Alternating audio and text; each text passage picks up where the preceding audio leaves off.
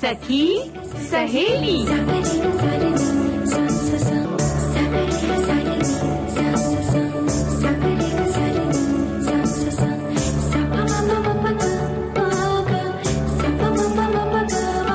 सखी सहेली।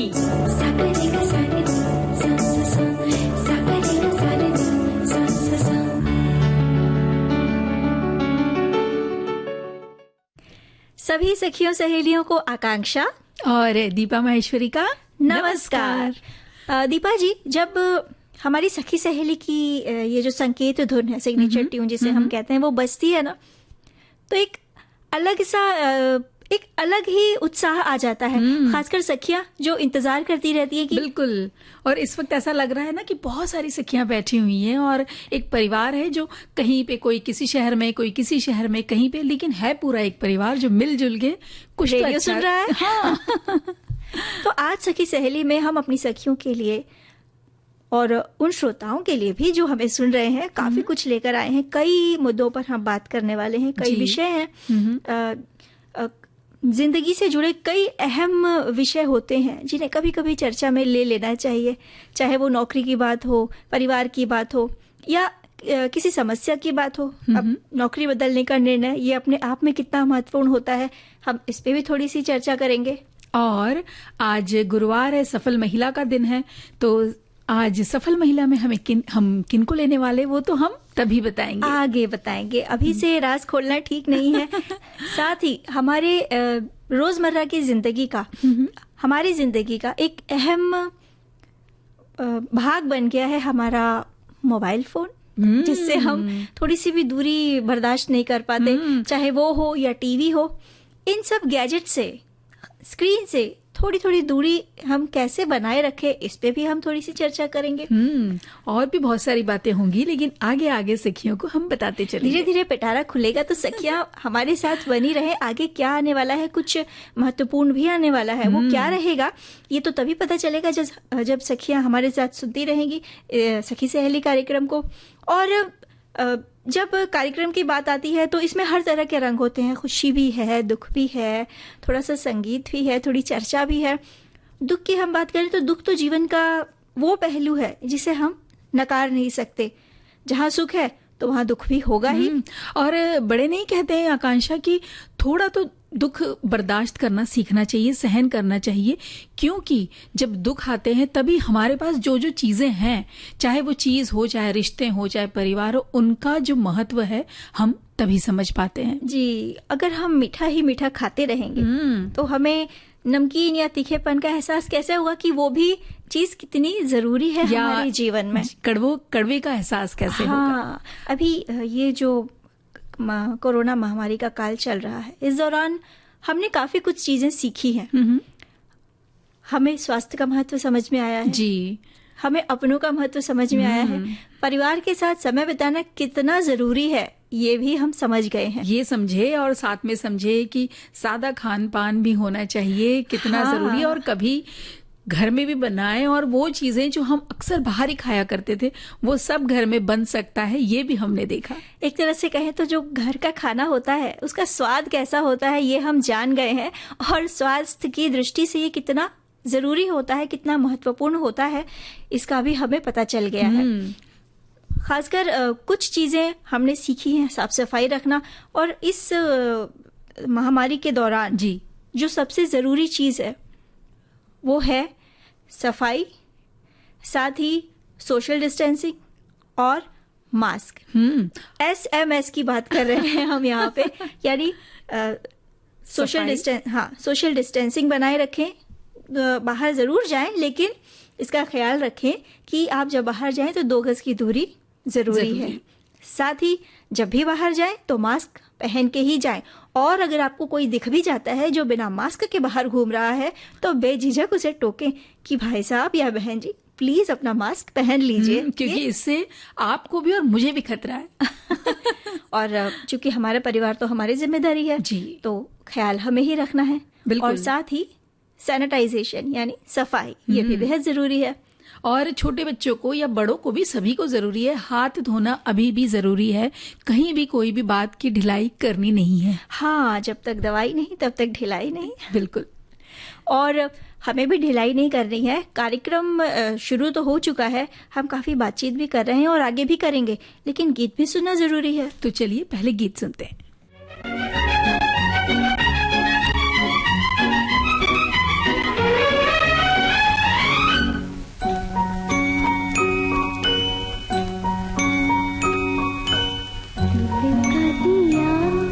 जला के गया ये कौन मेरी तन्हाई में, सोए लहू में जाग उठे होठों की शहनाई में, दिल का दिया जला के गया ये कौन मेरी तन्हाई में।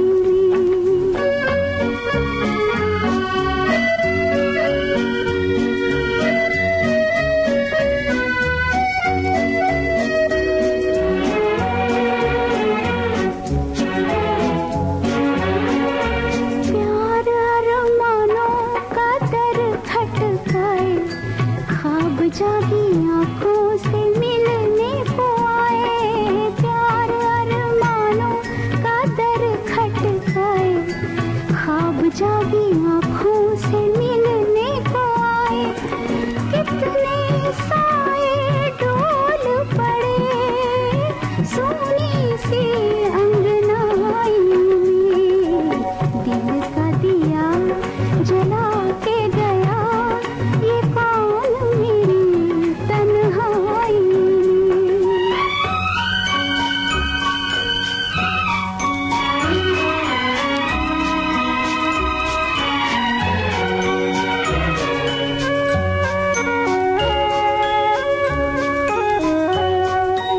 एक ही नजर में निखर गई मैं तो, आईना जो देखा संवर गई मैं तो, एक ही नजर में निखर गई मैं तो, आईना जो देखा संवर गई मैं तो, तन पे उजाला फैल गया पहली ही अंगड़ाई में, दिल का दिया जला के गया ये कौन मेरी तन्हाई में।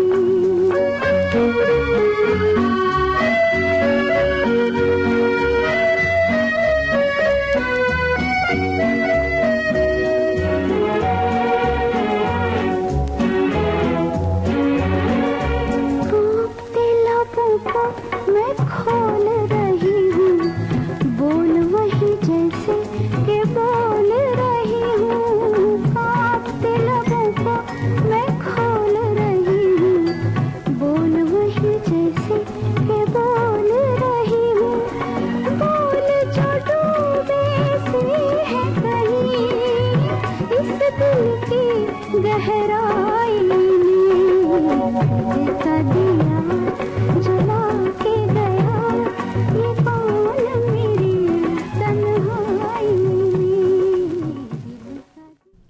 आकाशदीप फिल्म का ये गीत था लता मंगेशकर की आवाज में। और हम यहाँ अकेले नहीं हैं, तो तन्हाई तो बिल्कुल नहीं है, हम हैं और हमारी सखियां हैं। और जैसा कि हमने शुरू में कहा था दीपा जी कि थोड़ी सी गहन विषय पर चर्चा करेंगे, और वो चीज है नौकरी बदलने का निर्णय। जब आकांक्षा बहुत महत्वपूर्ण हो जाता है। अगर कभी किसी को जरूरत पड़ जाए या परिस्थितियां कुछ ऐसी हो, कोई और कारण हो, पारिवारिक कारण हो, कि जहां ये सोचने पे मजबूर हो जाए कोई व्यक्ति कि अब मुझे ये नौकरी बदलनी होगी। हाँ, जब एक युवा अपना करियर स्टार्ट करता है, शुरू करता है पहली नौकरी, तो धीरे धीरे वो उसे अनुभव होता जाता है। जी। युवाओं के लिए नौकरी बदलने का निर्णय उतना मुश्किल नहीं होता जितना एक प्रौढ़ व्यक्ति एक उम्र के उस मोड़ पर जाकर नौकरी बदलने का निर्णय लेना, जब हम खुद सशंकित रहते हैं कि अगर हमने कुछ बदलाव किया तो आगे चलकर हमारे जीवन में क्या होगा। तब हम और कंसर्न हो जाते हैं कि हम क्या करें, बदलें कि नहीं बदलें। तो ये जो निर्णय होता है ये काफी सोच विचार के बाद लेना चाहिए। और मन में बहुत उथल पुथल उस वक्त चलती है, करूं ना करूं, करें नहीं करें, सही होगा गलत होगा, है ना? बिल्कुल। तो ऐसे में जो धैर्य के साथ साथ समझदारी भी उतनी ही जरूरी है। जी। कई कारण हो सकते हैं नौकरी बदलने के। यानी कि हम कई कारण पहले सोच ले कि नौकरी बदलने की हमारी रीजन क्या है, कारण क्या है। हम विचार करें कि हम किस कारण हमारी जो अभी की जो जॉब है, करंट जो जॉब है या नौकरी है, उसे हम बदलना चाहते हैं। क्या कारण है? क्या हमें ज्यादा वेतन की आवश्यकता है, सुविधाएं, काम की आजादी, या फिर कई बार ऐसा भी होता है कि एक रास्ता आ जाती है काम करते करते। कंपनी में खुद की कमजोर स्थिति और तरक्की के मौकों की कमी भी कारण हो सकता है कि एक व्यक्ति विचार करता है नौकरी बदलने का। तो किन बातों का ध्यान रखना चाहिए नौकरी बदलने के पहले?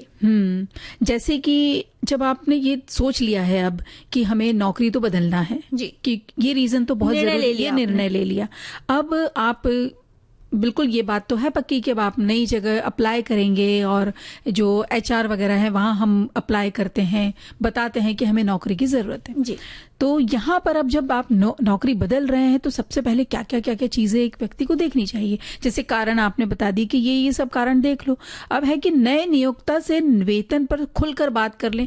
मान लीजिए अगर आपको वेतन की ही समस्या थी तो अब यहाँ ये मौका है कि आप सही, ये समय है जहां आप जो नए कंपनी के जो नियोक्ता हैं उनसे बिल्कुल बात कर लीजिए साफ साफ कि आपके वेतन क्या होगा ये, और अपना पक्ष बिल्कुल खुलकर सामने रखें। जो आपके दिल में है वो सही बात यहीं बताइए, क्योंकि यहीं से ही नियम कायदे सब आज उस वक्त जिस वक्त आप ये सारी बातें कर रहे होते हैं तब तय हो जाते हैं। उसके बाद अगर हमें लगता है कि नहीं, अरे भाई हमने तो कम वेतन पे नौकरी तय कर ली तो गलत हो गया, तो ये पहले ही सोच विचार लेना होगा जी।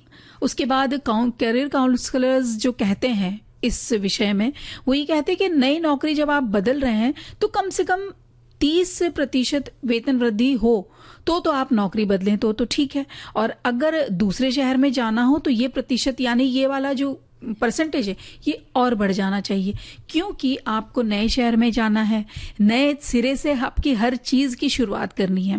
हो सकता है कि परिवार को भी ले जाना पड़ जाए वहां, तो बहुत जरूरी है कि यहाँ आपकी कितना प्रतिशत आपका वेतन बढ़ रहा है ये आप जरूर देख लें। जी बिल्कुल। कई कंपनियां होती हैं जो CTC यानी कॉस्ट टू कंपनी जो होता है उसमें तो अच्छी बढ़ोतरी दिखाते हैं, ये एक मानक होता है, उसमें भी अच्छी बढ़ोतरी दिखाते हैं, लेकिन महीने के आखिर में जब सैलरी आती है खाते में तो वो उतनी नहीं आती। दरअसल ये कंपनियां टारगेट अचीव होने के बाद साल के अंत में बाकी पैसा देती हैं, और अगर टारगेट पूरा नहीं होता तो ये पैसा हाथ से निकल जाता है।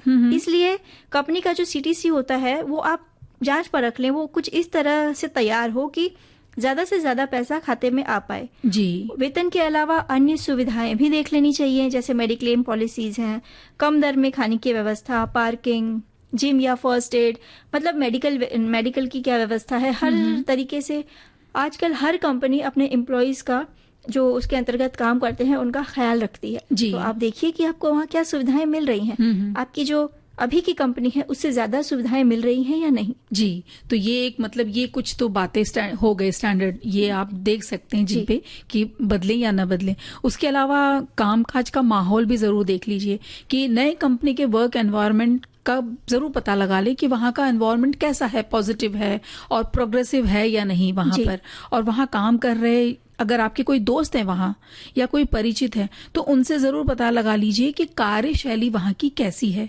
और इसके अलावा कई बातें हैं आकांक्षा जिन पर विचार करना जरूरी है, जैसे कि नई कंपनी में काम की आजादी आपको कितनी मिलती है, उसके अलावा रिपोर्टिंग मैनेजर कौन है, या फिर आपको किस किस तरह की चुनौतियां वहां पर चैलेंजेस कैसे दिए जाएंगे। क्योंकि अगर एक रास्ता फिर यहीं पर है, वही काम करना है, चैलेंजेस जब जॉब में नहीं मिलते तो कुछ वक्त के बाद एक कर्मचारी थोड़ा उबल होने लगती है। और फिर शीर्ष अधिकारियों के सामने खुद को प्रस्तुत करने के मौके कितने मिल रहे हैं, क्योंकि ये बहुत जरूरी है। अब आप में टैलेंट है और अगर आप उच्च अधिकारी तक पहुंच ही नहीं पाते तो आपका टैलेंट भी उन तक यूं उन्हें पता चलता है, लेकिन जो एक आमने सामने जो बातचीत जब शुरू हो जाती है तो उसका एक अलग ही अपने आप प्रभाव को साबित रहता है। करने का आपको मौका मिले, ये जरूर देखें। जी, और इसके साथ नए संस्थान में कर्मचारियों की कंपनी छोड़ने के प्रतिशत क्या है वहाँ पे, कि अगर लोग वहाँ पे जिस कंपनी को आप ज्वाइन करना चाहते हैं वहाँ पे लोग अगर छोड़ रहे हैं तो वो कितने प्रतिशत लोग छोड़ देते हैं वहाँ वाली जॉब, और वो कारण क्या है वहाँ पे छोड़ने के, ये दोनों बातों का पता लगाना बहुत जरूरी है। साथ में कंपनी किसी नई कंपनी के साथ मर्ज तो नहीं होने जा रही, ये कभी कभी हमें पता नहीं चलता है, जॉब लग जाती है और वो वाली कंपनी किसी और कंपनी के साथ मर्ज हो जाती है, तो वहाँ के भी कायदे कानून वो नई वो कंपनी अलग के हो जाते हैं। कभी कभी ऐसा भी होता है कि छटाई कर दी जाती है आगे चलकर। तो ये कई चीजें आपको ध्यान रखनी है। साथ ही ये देखें कि नई कंपनी में कर्मचारियों से संबंधित नीतियों की जानकारी भी लें आप, कैसी नीतियां हैं, कर्मचारियों के फेवर में है या नहीं है। जैसे कंपनी पुराने कर्मचारियों को नियमित वेतन वृद्धि और प्रमोशन देती है या नहीं, ये जरूर आप पता लगाएं। सालाना कितने प्रतिशत वेतन वृद्धि होती है, साथ ही पुराने कर्मचारियों को तरक्की मिलती है तो कितने वक्त में मिलती है। जी। मतलब साल में, 2 साल में, 3 साल में, इसका जरूर आप पता लगाएं। या जिम्मेदार पदों पर नए कर्मचारी ये कंपनी रख रही है या जो एक्सपीरियंस हैं, जो काफी साल से जिनको तजुर्बा है, सिर्फ उन्हीं कर्मचारियों को पदोन्नति मिलती है। ये भी जाने कि छुट्टियों के क्या प्रावधान है, और ये कंपेयर करके देख लें कि वर्तमान जो कंपनी है, वर्तमान संस्था में कितना अवकाश आपको मिलता है और नए में भी उतने ही उपलब्ध हैं या नहीं है। हफ्ते में 5 दिन काम करना होगा या 6 दिन। साथ ही साप्ताहिक अवकाश का दिन तय है या कंपनी अपनी सुविधा अनुसार साप्ताहिक अवकाश देती है, इसका पता लगाना बेहद जरूरी है। और इसके अलावा महिलाओं के लिए एक चीज जो बेहद जरूरी है वो ये पता लगाना कि मैटरनिटी लीव देने में कंपनी कोई आपत्ति तो नहीं करती। मतलब कभी कभी कंपनियों की जो पॉलिसीज होती हैं, खासकर प्राइवेट फर्म्स की, वो मैटरनिटी लीव क्या तो कम देती हैं या कभी कभी नहीं भी देती। हाँ। तो ये आप पता लगाएं, खासकर महिला कर्मचारी। जी जी। और साथ में और भी छोटी छोटी बातें हैं कि जिन पर ध्यान रखना चाहिए आकांक्षा, जैसे कंपनी में आपका रोल क्या होगा, या नई कंपनी का दफ्तर आपके घर के कितने पास है, ये भी, क्योंकि अगर आप वेतन की वजह से ही छोड़ रहे हैं तो और आने जाने में, ट्रांसपोर्ट में ही अगर आपका पैसा बहुत लग जाता है तो फिर कोई मतलब का नहीं है। और आपके लिए जो नई चीजें सीखने और व्यक्तित्व विकास के वहां पे कितने मौके मिलेंगे, ये जानना भी जरूरी है। नई कंपनी में शिफ्ट ड्यूटी तो नहीं है, ये भी जान लो जी। ये बहुत जरूरी है। और अगर है तो ज्यादातर कौन सी शिफ्ट करनी होगी ये भी पता लगा लीजिए। और नए शहर में जॉब ले रहे हैं तो वहां पे परिवार को शिफ्ट करने में कोई दिक्कत तो नहीं होगी, ये भी सोचना और समझना बहुत जरूरी है। एक तरह से कई सारे पहलुओं पर आपको विचार करना होगा और सोच समझ के ही ये निर्णय लेना होगा, क्योंकि ये काफी लंबा चलने वाला मामला है जी। एक नौकरी से जब आप जुड़ते हैं तो सिर्फ कुछ महीनों के लिए या 1 या 2 साल के लिए नहीं जुड़ते।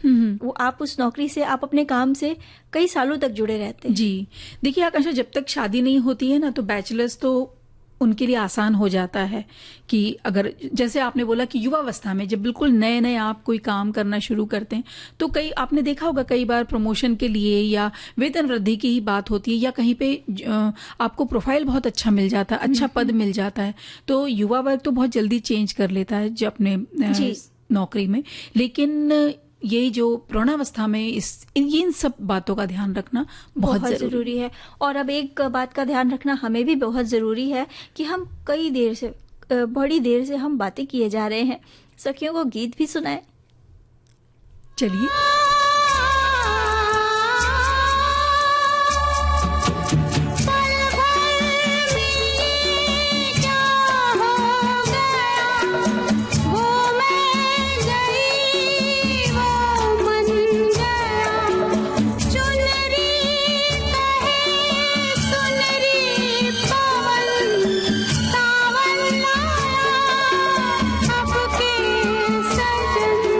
दिन भर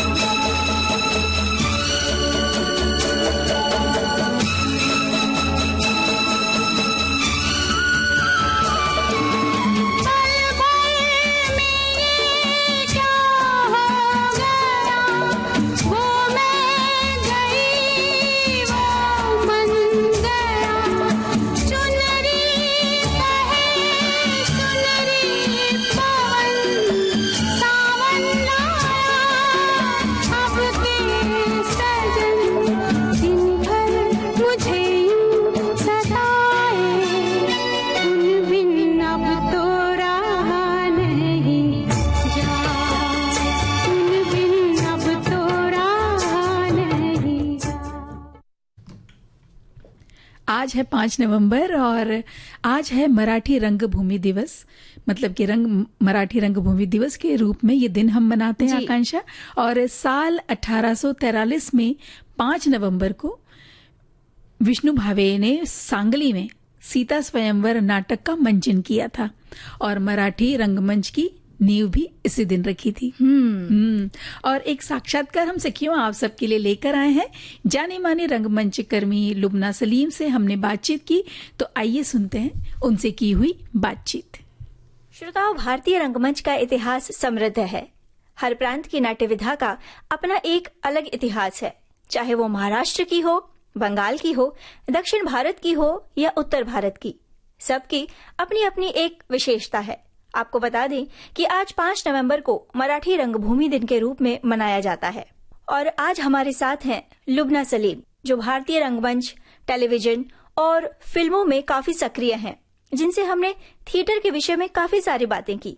तो आइए सुनते हैं ये बातचीत। लुबना जी, आपका बहुत बहुत स्वागत है। नमस्कार रसिक हो, आणि सर्वात प्रथम जागतिक रंगमंच दिनाच्या सर्व रसिक प्रेमींना हार्दिक शुभेच्छा। लुबना जी, आपको और सभी श्रोताओं को पूरे विविध भारती परिवार की ओर से इस दिन की ढेरों शुभकामनाएं। Thank you so much. ये बात जो अभी आपने कही कि हाँ, ये हमारी एक परंपरा है, एक हमारा कल्चरल लिटरेरी हेरिटेज है, ये हमारी एक धरोहर है थिएटर, और हर प्रांत में होता है। और आज चूंकि ये मराठी दिवस है और पिछले कुछ 20-25 सालों से ये यहाँ पर मनाया जा रहा है। हालांकि वर्ल्ड थिएटर डे 27 मार्च वो अलग ही पूरे विश्व में मनाया जाता है। जी। थिएटर को मनाने का दिन भी एक बहुत इम्पोर्टेंट लगता है। वैसे मेरे हिसाब से अगर आप पूछें पर्सनली, तो मैं जब थिएटर पे खड़ी होती हूँ वो मेरे लिए थिएटर दिवस होता है। लुबना जी, जैसे कि आपने कहा कि भारतीय रंगमंच का एक अपना समृद्ध इतिहास रहा है, हर प्रांत की अपनी एक विशेषता है, लेकिन अगर हम उसकी आज की स्थिति देखें तो आप उसे कहाँ देखती हैं? देखिए, अगर आप आज का सवाल करती हैं तो pre pandemic and post pandemic स्थिति बहुत बहुत अलग हो चुकी है जी। ये कहने के बाद अगर मैं थिएटर का इतिहास देखूं तो पिछले 4000 साल से थिएटर जिंदा है और जिंदा रहेगा। हर फॉर्म बदला है, ट्रेडिशंस बदले हैं, फॉर्म्स बदले हैं, बहुत सारी चीजें बदली हैं, लेकिन थिएटर वहीं का वहीं है। मुझे लगता है डार्क एजेस के बाद सबसे बड़ा चैलेंज आज आया है थिएटर पर, लेकिन हम यहाँ से भी गुजर जाएंगे, इसका मैं वादा करती हूँ और इसका मुझे पूरा यकीन है। वो इसलिए क्योंकि देखिए बहुत सारे हमारे सारे ट्रेडिशंस पहले मुखित होते थे, फिर लिखित हुए, बाद में हर फॉर्म, आज की डेट में तो आप थिएटर को या चीजों को इलेक्ट्रॉनिक मीडिया में देखते हैं, और इलेक्ट्रॉनिक मीडिया और इलेक्ट्रॉनिक ये स्पेस हमारे लिए इतनी ज्यादा हमारी जिंदगी में हावी हो गई है।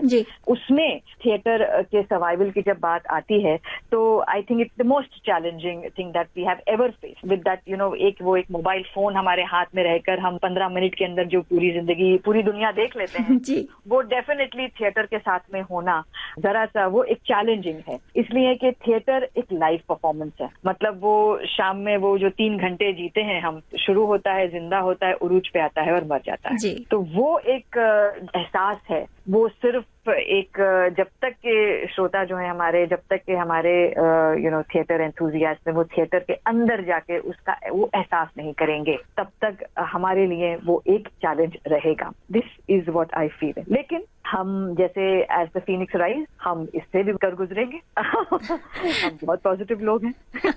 ये तो है, हम बहुत पॉजिटिव लोग हैं और ये स्पिरिट बरकरार रहनी चाहिए। और जैसा कि आप बोल रही थी, ये जो टेक्नोलॉजी का जमाना है, हर चीज हमारे मुट्ठी में है, हमारे छोटे से मोबाइल में हर चीज आ गई है, तो कहीं ना कहीं वो जो 3 घंटे होते हैं, खासकर लाइव परफॉर्मेंस में, कुर्सी से दर्शकों को एकदम बांधे रखना कितना मुश्किल काम है। और इस बीच काफी कुछ जो रंगमंच पे एक्ट कर रहे होते हैं उन्हें काफी परिस्थितियों का सामना करना भी पड़ता है। जी बिल्कुल, आप सही कह रही हैं। बिकॉज देखिए ना, घर बैठे बैठे जो ऑनलाइन की हमें आदत पड़ गई है, और स्पेशली सबसे ज्यादा ये जो पिछले 6 महीने में पड़ी है, इसमें डेफिनेटली बहुत सारे दरवाजे बंद हुए हैं, बहुत सारे दरवाजे खुले भी हैं हमारे लिए। इसमें सबसे बड़ी प्रॉब्लम बस जो हम थिएटर वालों को आती है वो ये आती है कि थिएटर ऑनलाइन नहीं हो सकता। हालांकि कोशिश की जा रही है, थिएटर ऑनलाइन होने की, लेकिन बहुत सारे प्लेटफॉर्म्स ऐसे आए हैं जो इसमें थिएटर आप रिकॉर्ड कर देते हैं, नाटक आप रिकॉर्ड करते हैं और फिर आप उन्हें दिखाते हैं। इनफैक्ट मराठी और गुजराती नाटक भी पहले काफी सालों से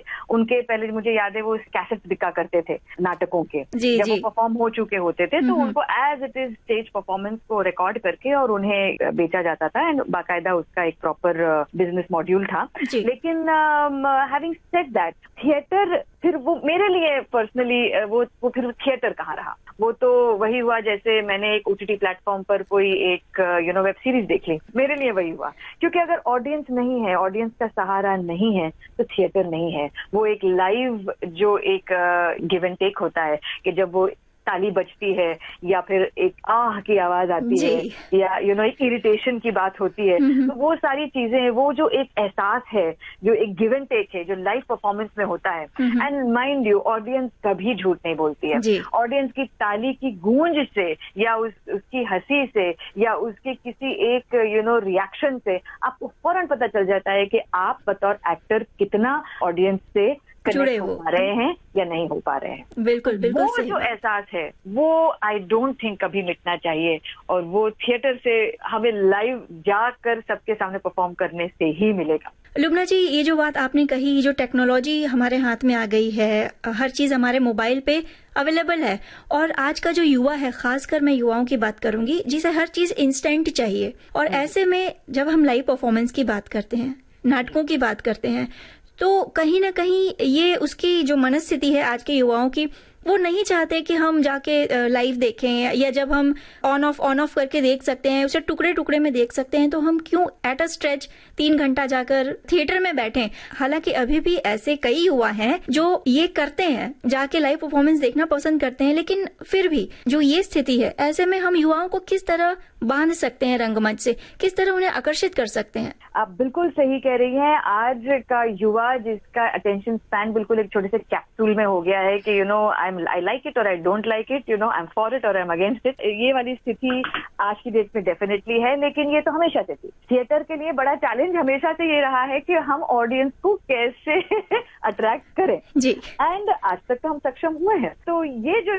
युवा है, और फैक्ट ये है कि हम ये नहीं कह सकते कि ये नहीं देखना चाह रहे हैं, इसलिए कि, और मैं ये इस दावे से कह सकती हूँ क्योंकि थिएटर का आज भी जिंदा रहना, थिएटर के तरफ एक फोकस रहना, और जो नया काम हो रहा है, जो युवा पीढ़ी काम कर रही है, लोग जुड़ रहे हैं उसके साथ में, तो मुझे लगता है कहीं ना कहीं ये एक बहुत छोटे मिनिस्क्यूल परसेंटेज की बात कर रहे हैं जो नहीं जानते हैं, जो वाकिफ नहीं है इस बात से। लेकिन द फैक्ट के आप इंटरकॉलेजिएट थिएटर इतना बड़ा है, इतने बहुत सारे ड्रामा स्कूल्स हैं जहां पर आप युवाओं को तो अट्रैक्ट करते हैं थिएटर सीखने के लिए, बाकायदा कोर्स बन गए हैं अब तो। सो थिएटर को जो समझेगा या अट्रैक्ट होगा वही वहां पे जाएगा, और वाकई वो बहुत बड़ी तादाद है, हम उसको नाकार नहीं सकते हैं। सिमिलरली आप अगर नॉन ट्रेन्ड लोगों को देखते हैं, जिस तरह से आज की डेट में मैं ये दावे से कह सकती हूँ कि हमारी पूरी फिल्म इंडस्ट्री और सारी इंडस्ट्रीज में जहां जहां लोग जुड़े हैं, इवन इन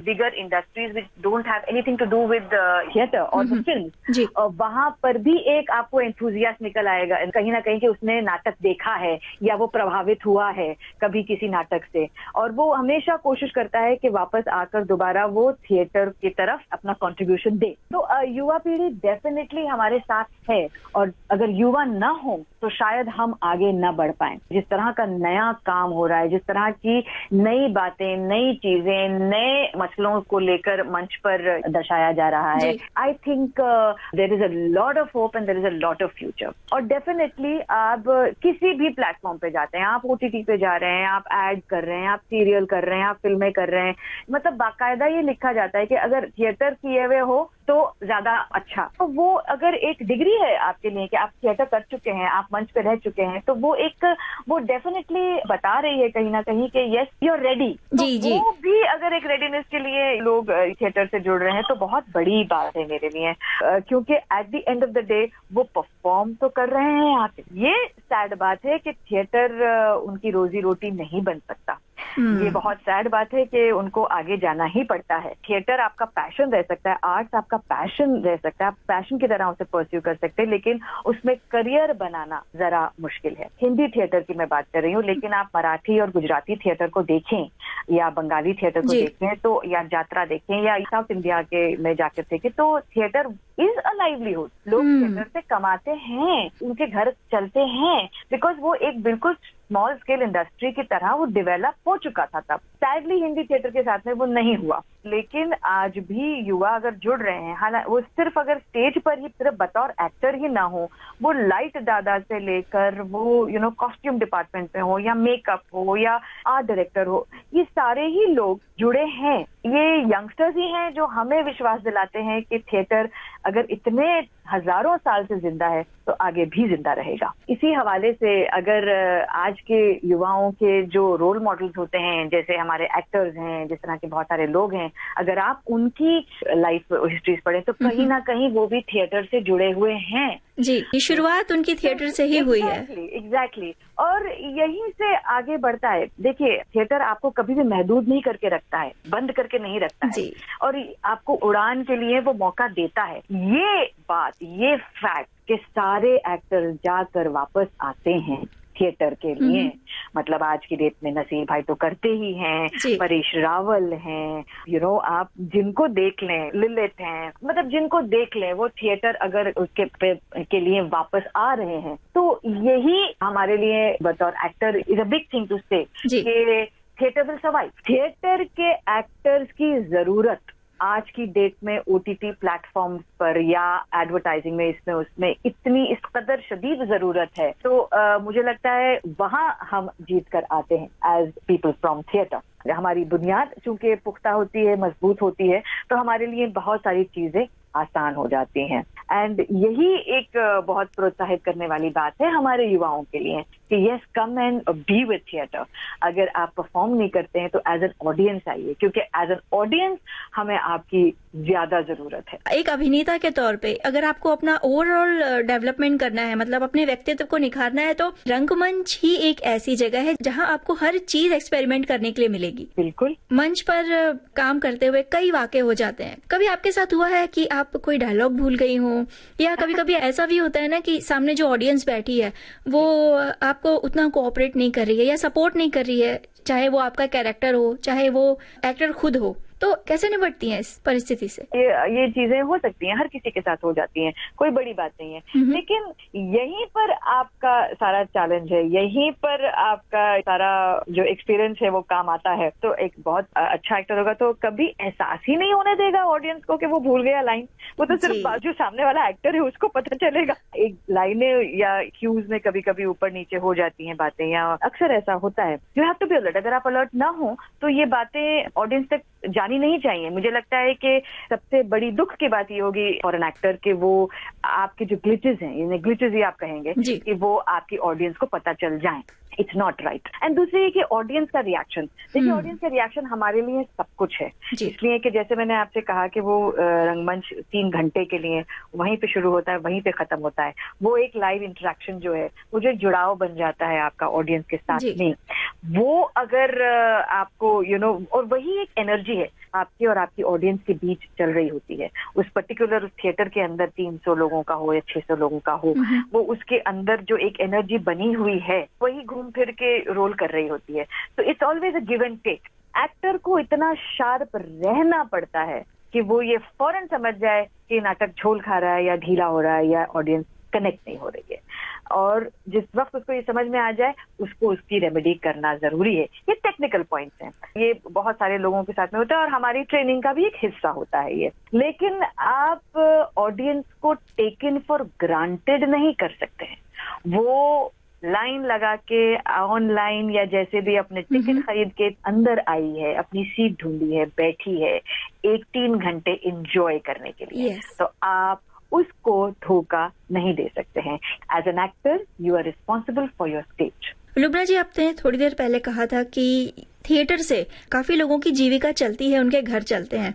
तो अभी की जो सिचुएशन देखें, ये जो पैंडेमिक कोरोना महामारी का जो ये काल है, खासकर पिछले 6 महीने से, उस परिस्थिति में थिएटर से जुड़े जो लोग हैं चाहे वो रंगमंच के ऊपर काम करने वाले हों, चाहे पर्दे के पीछे काम करने वाले हों। कई लोग रहते हैं, आप बता रही थी लाइट बॉय हो गए या कॉस्ट्यूम वाले हो गए या आर्ट डिजाइनर हो गए, तो ये कितना अफेक्ट हुए हैं, कैसे इनकी जीविका चल रही है? अफेक्ट तो बहुत हुए हैं। देखिए, थिएटर के लिए सबसे बड़ा चैलेंज डार्क एजेस के बाद में ये 6 महीने हुए हैं कि जहाँ सारे परफॉर्मेंसेस बंद हो गए, थिएटर खाली हैं, ऑडियंस नहीं है। एक्टर की जीविका के साथ में एक अंदर का जो एक आत्मसंतोष रहता है, या वो ही सब कुछ खत्म हो चुका है। वो कहाँ जाए, किस तरफ जाए? डेफिनेटली ये बहुत बड़ा चैलेंज है। 6 महीने में लोगों की भी आदतें बदली हैं, मीडिया के परफॉर्मेंस की आदत बदली है, सब कुछ देखने की आदत बदल गई है कि अब वो अगर आप देखें तो आई एम श्योर के जो चीजें उनको जो उनके जो मोबाइल फोन के अंदर दिखाई देती हैं वो ज्यादा चलने लगी हैं। एकदम से एक रुझान उस तरफ बढ़ गया है। इस महामारी से, डेफिनेटली इस महामारी से निकलना हमारे लिए बहुत ज्यादा इम्पोर्टेंट है। कला, थिएटर, ये तो सब चीजें होती रहेंगी। जैसे लोगों का मानना है, सर्वाइवल की बात चल गई है। हम कुछ भी नहीं कर पाए एक दूसरे के लिए, कुछ इक्का दुक्का, कुछ छोटे मोटे एग्जाम्पल्स के अलावा हम कुछ नहीं कर पाए।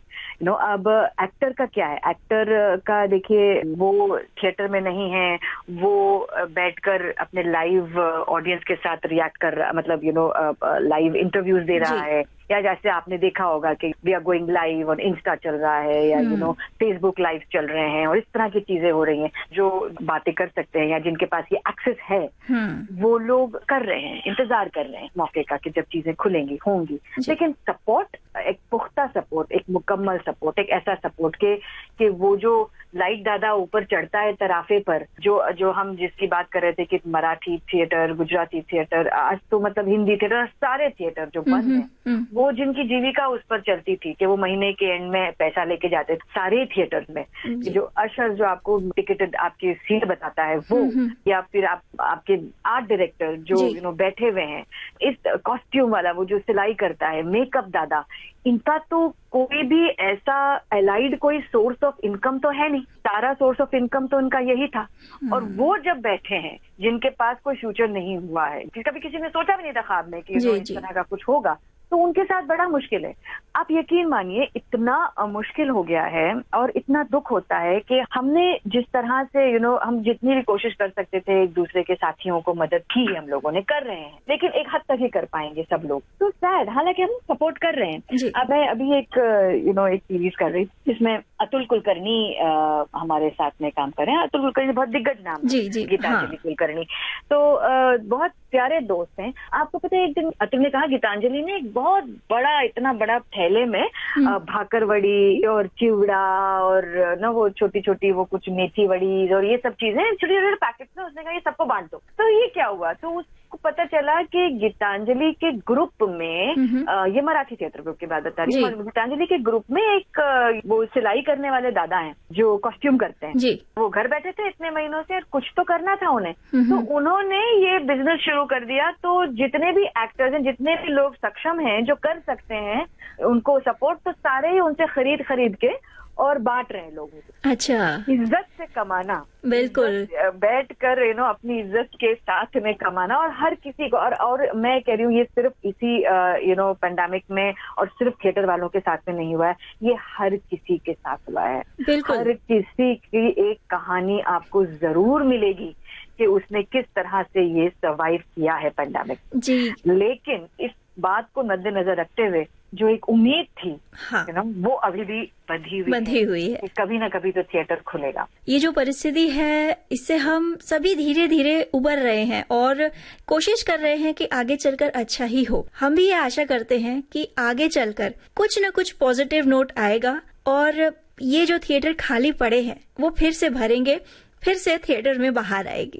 ये दुआ मेरी भी है आप सबके साथ में। और इसी प्यारे से नोट पर मैं बस यही एक छोटी हूँ एडवाइस तो नहीं करूंगी, लेकिन एक मेरी छोटी सी विनती है सभी दर्शकों से कि वो सारे लोग जो घर में बैठे हुए हैं, छोटे मोटे कारोबार करके अपनी इज्जत से जिंदगी एक गुजारने की कोशिश कर रहे हैं इस पेंडेमिक में, इस दिवाली प्लीज उनकी सुनिए और उनकी मदद करिए। ये पिछले 6 महीनों में जिस तरह से हम लोगों ने पूरी हमारी जिंदगियां बदल गई हैं, हमारी सोच बदल गई है, लोगों को, चीजों को, रिश्तों को देखने का नजरिया बदल गया है, जिसमें सबसे बड़ी बात जो निकल के आई है वो है हमारी ह्यूमैनिटी, हमारी इंसानियत। बिल्कुल। और वो ऐसे मौकों पर हम लोगों की वो परख हुई है जहां हम वहीं से एक उम्मीद जागती है कि हम सब अच्छे इंसान हैं। असर अगर हम चीजों का, ऊपरी बाहरी चीजों का कम लें हमारे अंदर तो ज्यादा अच्छा रहेगा। अपने आप को अंदर से जागृत करें और ऐसे लोगों की मदद करें जो इज्जत से जीना चाहते हैं। बिल्कुल। Thank you so much. बिल्कुल, एक आशा की किरण, एक उम्मीद की किरण यूं ही दिल में जलाए रखेंगे हम। तो लुबना जी, आपने जो इतनी सारी बातें हमसे की उसके लिए बहुत बहुत धन्यवाद। विविध भारती का बहुत बहुत बहुत धन्यवाद कि आपने मुझे आमंत्रित किया आप लोगों के साथ में चर्चा करने के लिए। मैंने बहुत एंजॉय किया, उम्मीद है कि आपने भी एंजॉय किया होगा। बिल्कुल किया। धन्यवाद। तो सखियों, ये थी रंगमंच कर्मी, टेलीविजन और फिल्मी दुनिया का जाना माना नाम अभिनेत्री लुबना सलीम, जिन्होंने बड़ी बेबाकी से अपने विचार रखे हमारे साथ बांटे। और देखिए उन्होंने रंगमंच के से जुड़ी कितनी सारी बातें हमें बताई। हाँ, और आगे और भी कई बातें करेंगे हम लोग, लेकिन यहाँ पे सखियों के संग एक गीत जरूर सुनेंगे। चलिए सुनते हैं।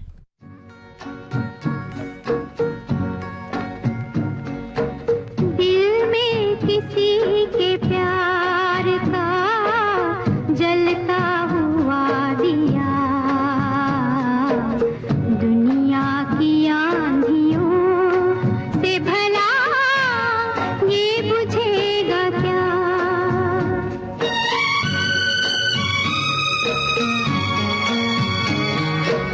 दिल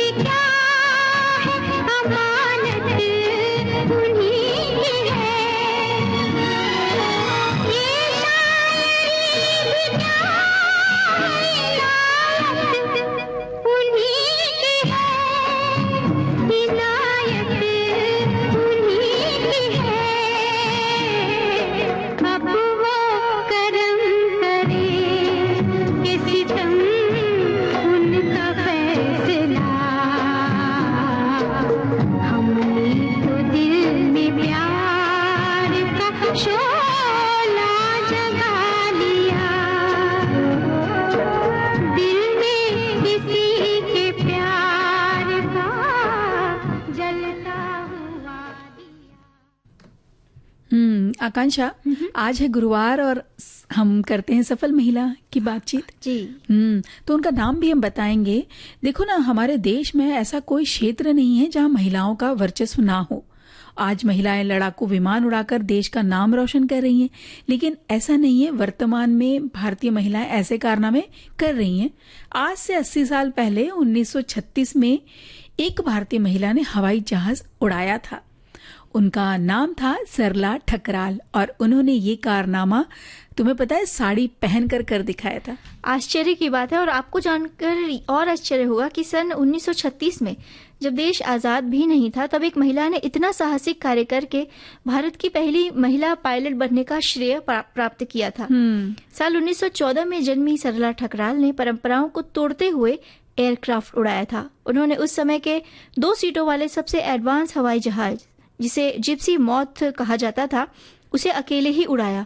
और जिस समय उन्होंने ये गौरवान्वित करने वाला कार्य किया, तब वे 4 वर्षीय बेटे की मां भी बन चुकी थी। और एयरक्राफ्ट उड़ाकर साहसिक परिचय देने वाली सरला जी का विवाह मात्र 16 वर्ष में पीडी शर्मा के साथ हो गया था। शर्मा जी एक व्यावसायिक विमान चालक थे, लेकिन एक विमान दुर्घटना में उनका देहांत हो गया।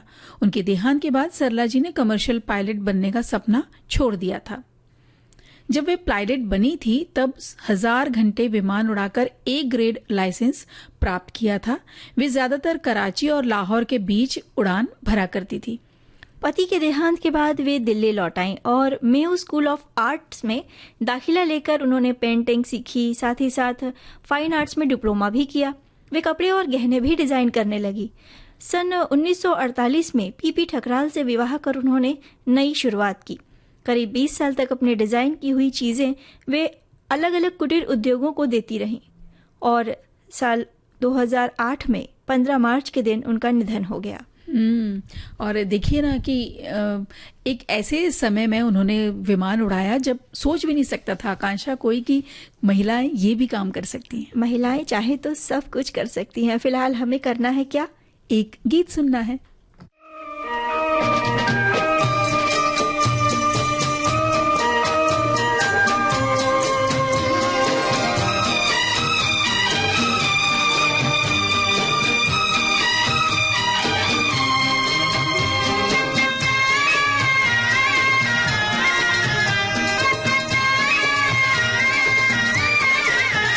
हमने जो देखे सपने, हमने जो देखे सपने, सच हो गए वो अपने।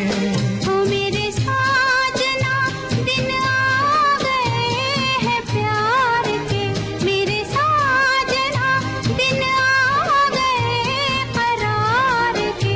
हमने जो देखे सपने, सच हो गए वो अपने। ओ मेरे साजना।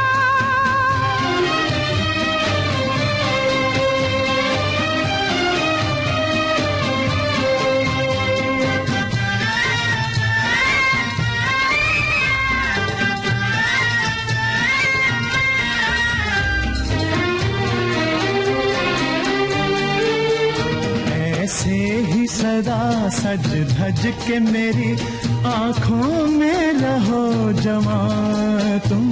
ऐसे ही सदा सज धज के मेरी आँखों में रहो जमा तुम। मैं छाया बनके साथ चलूं, मैं छाया बनके साथ चलूं, मुझे ले चलो जहां तुम। हमने जो देखे सपने, सच हो गए वो अपने। हो मेरे साजना।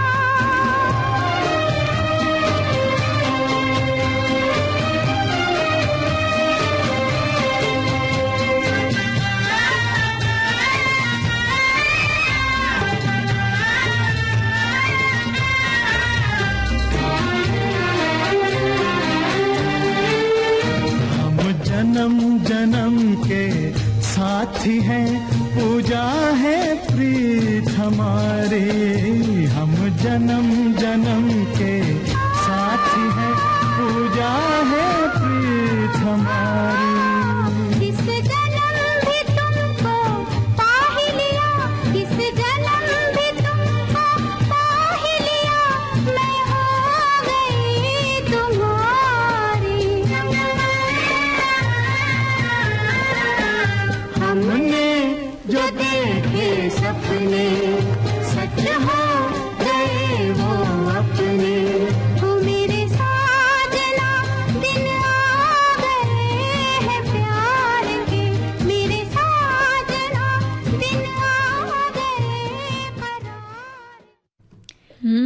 आकांक्षा, बहुत सारी जरूरी बातें, जिसमें एक और जरूरी बात यह है कि स्क्रीन से दूरी बनाए रखना बहुत जरूरी है, ये खास तौर पे कोरोना काल में। हाँ, इस बीच हुआ ये है कि स्क्रीन से हमारी जो मोहब्बत है वो कुछ ज्यादा ही बढ़ गई है। बहुत।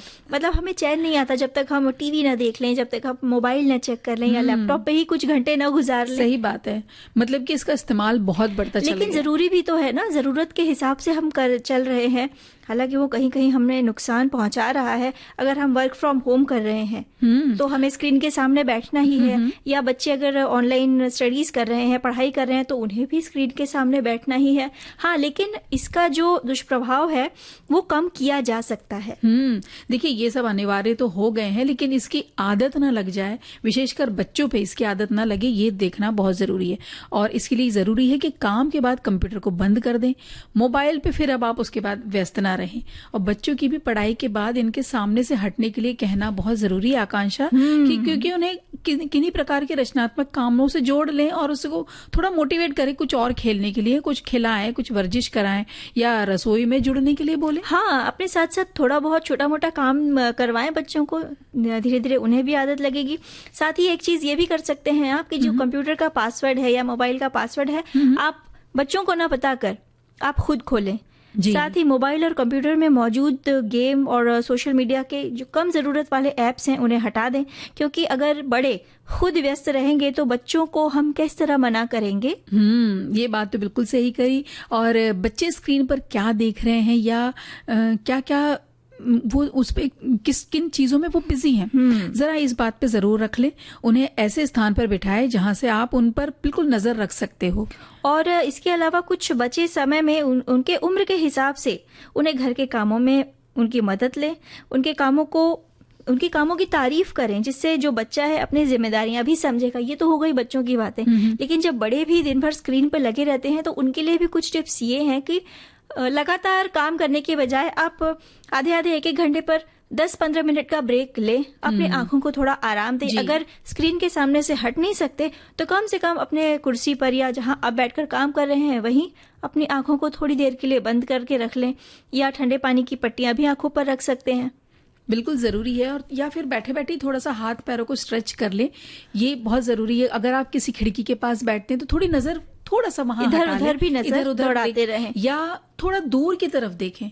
जितना आप दूर देखेंगे ना, फिर वापस आप इधर स्क्रीन की तरफ आते हैं तो वो आंखों के लिए भी ठीक रहता है और एक रिफ्रेशिंग जैसा हो जाता है। जी, तो इन सब छोटी छोटी बातों का ध्यान रखकर आप इस चीज से बच तो नहीं सकते, स्क्रीन का जो समय है उसे कम जरूर कर सकते हैं। जी। और अब हम ये कर सकते हैं कि चलते चलते सखियों को एक गीत और सुनाएं। चलिए सुनाते हैं।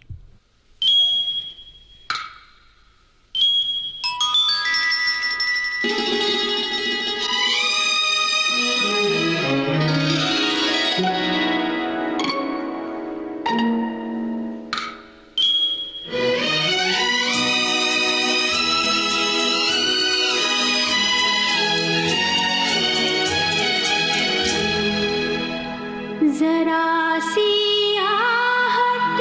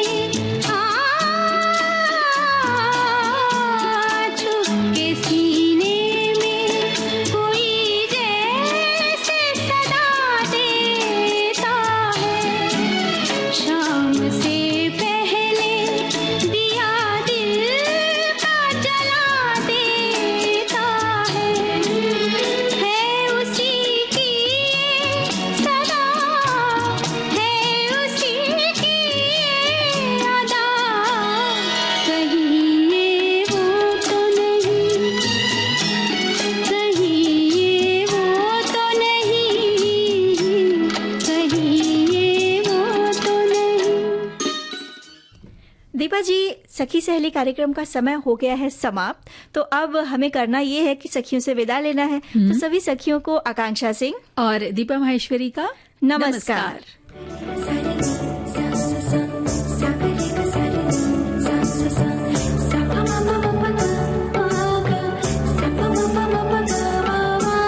सखी सहेली।